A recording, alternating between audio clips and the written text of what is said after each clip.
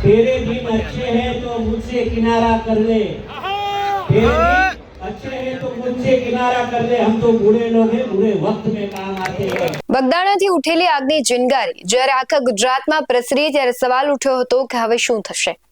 આહિર અને કુળ સમાજ વચ્ચેના બગદાણા બબાલમાં જ્યારે લોહી ઉકળી રહ્યું હતું ત્યારે મેદાનમાં ઉતર્યા સોલંકી પરિવાર। પરસોત્તમ સોલંકી અને હીરા સોલંકીએ જ્યારે નવનીત બાલદિયાને ન્યાય અપાવવાની કસમ ખાધી ત્યારે આખું ગુજરાત થંભી ગયું। પણ તેની સાથે જ ઉનાના સમૂહ લગ્ન મહોત્સવમાં હીરા સોલંકીએ શાયરાના અંદાજમાં વિરોધીને જડબાતોડ જવાબ આપ્યો છે તે હાલ ચર્ચાનો વિષય બન્યો છે। નમસ્કાર, ગુજરાત BS9 TV ન્યૂઝમાં આપની સાથે હું ભગવતી વિશાવડિયા। વાત છે બગદાણાની એ આગની જેના તણખા રાજ્યના ખૂણે ખૂણે ઉડ્યા છે। આહિર અને કોળી સમાજ સામે સામો હતો, માહોલ તંગ હતો, કોઈ પણ સમયે સ્થિતિ વણસી શકે તેમ પણ હતી। પરંતુ નવનીત બાલદિયાના મુદ્દે જ્યારે ન્યાયની વાત આવી ત્યારે સમાજના સારથી બનીને પરસોત્તમ સોલંકી અને હીરા સોલંકી મેદાને આવ્યા। આ એ જ ક્ષણ હતી જ્યારે ગુજરાતના રાજકારણે જોયું કે સોલંકી બંધુઓની એક હાકલ પર હજારોની મેદની ઉમટી પડે છે। તેમની તાકાત સામે તંત્ર પણ નતમસ્તક થયું હતું। બગદાણાના વિવાદ બાદ સૌની નજર હતી ઉનાના સમૂહ લગ્ન મહોત્સવ પર। લોકો માનતા હતા કે હીરાભાઈ શાંત હશે, પણ હીરા સોલંકીએ તો પોતાના આગવા મિજાજ માટે તે હંમેશા જાણીતા જ છે અને મંચ પરથી તેમણે શાયરીઓ લલકારી ત્યારે વિરોધીઓને તેમણે કટાક્ષ કરતા સીધા જ શબ્દોમાં કહી દીધું કે છોડવામાં તો ક્યારેય કોઈને નહીં આવે અને જે દુશ્મનોનો અહંકાર છે તેને ભાંગવામાં આવશે। તેમણે સાબિત કરી દીધું કે સિંહ ભલે શાંત બેઠો હોય પણ ગર્જના કરવાનું ભૂલ્યો નથી। તેમણે કહ્યું હતું કે અમે તો ખરાબ લોકો છે પરંતુ અમે લોકોને ખરાબ સમયમાં જ કામ આવીએ છીએ।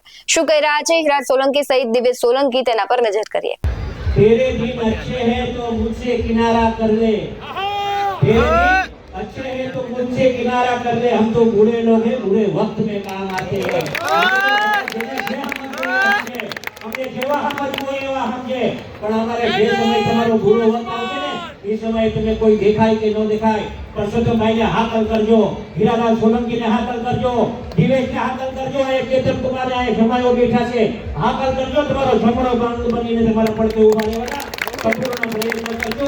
આજે ખૂબ સમાજે પ્રેમ આપ્યો છે ને હંમેશા અમે કહેતા આવ્યા છે અને કોળી સમાજના ભીષ્મ પિતામાં જેને કહી શકાય। એમણે જે સમાજને હંમેશા જે શીખ આપી છે અને સામાજિક સંગઠનોને જે એમને શીખાયેલા છે કે તાલુકે તાલુકે ગામડે ગામડે સમાજના સમૂહ લગ્ન થવા જોઈએ જેથી સમાજના કોઈ પણ વાલીને એની દીકરીઓની કે દીકરાની ચિંતા પરણાવવાની ન રહે અને આ બહાને આખા સમાજમાં સંગઠન ઊભું થાય।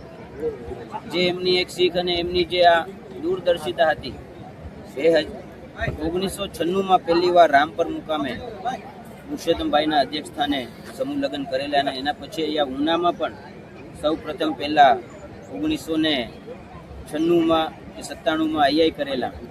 એ જે એક બીજ એમણે વાવ્યું હતું અને આજે આ એક વધ વૃક્ષ તરીકે ઉગ્યું છે અને આજે અમે ખરેખર ખૂબ આનંદ અનુભવીએ છીએ કે મારા બેન શ્રી દીપાબેન બામણિયા અને કોળી સેનાની ઉના શહેર અને તાલુકાની ટીમ સાથે તમામ સામાજિક સંગઠનો ભેગા થઈ અને આવું સરસ મજાનું આ રૂડું અવસર કે તમામ દીકરીઓને અહીંયા પરણાવી અને એ દીકરી ઘરે જાય ત્યારે એ દીકરીને કોઈ દી એના જીવનમાં કોઈના આશરે ન રહેવું પડે એટલું સારું કર્યાવાળી દીકરીને અહીંયાથી આપીને પરણાવી છે।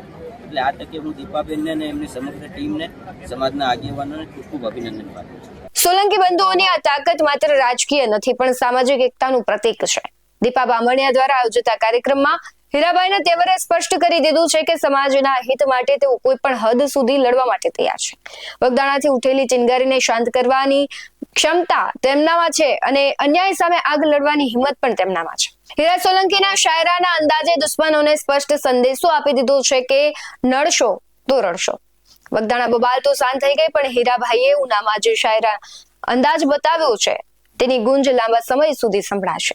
સોલંકી પરિવારની આ ખુમારી છે તેમને જનતાના હૃદયમાં જીવંત રાખે છે। હવે જોવાનું રહેશે કે શાયરાના અંદાજમાં જે પ્રહાર કરવામાં આવ્યું છે તે બાદ વિરોધીઓ હવે કયો નવો દાવ ખેલે છે। તમને શું લાગી રહ્યું છે કમેન્ટ બોક્સમાં જરૂરથી જણાવજો। બાકી આવા જ વધુ અહેવાલો સાથે ફરી મળતા રહીશું। તમે અમારી YouTube ચેનલને સબસ્ક્રાઇબ કરવાનું, અમને Facebook અને Instagram પર ફોલો કરવાનું ભૂલશો નહીં। બાકી નવી અપડેટ્સ મેળવવા માટે આપ જોતા રહો BS9 TV ન્યૂઝ। નમસ્કાર।